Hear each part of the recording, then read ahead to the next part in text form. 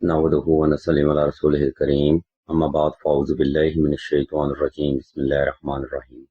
नाज़रीन किराम, इस वीडियो में हम आपको या फ़ता या करीमों का वजीफ़ा बताएंगे और मज़ीद आपको ये भी बताएंगे कि इस मुबारक वजीफ़ा से आप कौन कौन से रूहानी फ़वाइद व फ़ज़ाइल हासिल कर सकते हैं। अज़ीज़ान मोहतरम, या फ़ताओं के लुग़वी मानी ए बंदिश खोलने वाला या किस्मत खोलने वाले के हैं, और या करीमों के लुग़वी मानी ए करम करने वाले के हैं। अहले इल्म बयान फरमाते हैं कि या फ़ता या करीमों का वजीफ़ा हर हाजत और हर जायज़ ज़रूरत के लिए बिजली की कड़क की तरह फैज़ देता है, जिसके बाद आपको किसी भी वजीफ़ा की ताहयात ज़रूरत नहीं रहती।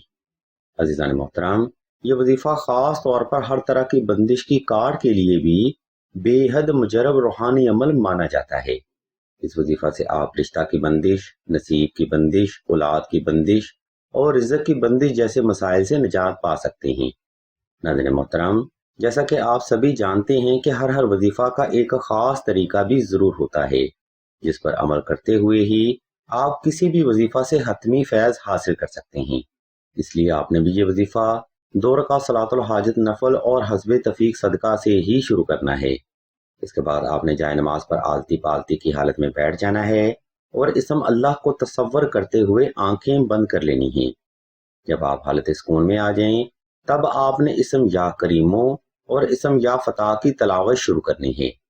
इस रूहानी अमल में आपने इसमें आज़म की तलावत कम अज कम 1100 बार करनी है, और इस तलावत को तमाम करके आपने अल्लाह की बारगाह में एक लंबा सजदा हाजत अदा करना है, जिसमें आपने अपनी जायज़ हाजत को अल्लाह के हजूर बड़े अदब और आजिज़ी से रखना है। वक़्त की तरतीब पर अमल करते हुए ये रूहानी अमल 14 रोज तक जारी रखें।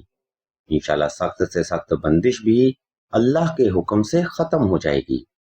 नाज़रीन गिरामी, ये रूहानी प्रोग्राम सिलसिला इसमें आज़म की तरफ से पब्लिश किया जा रहा है, जिसमें हम आपको इसमें आज़म की हकीकत और रूहानी मसाइल का हल बताते हैं।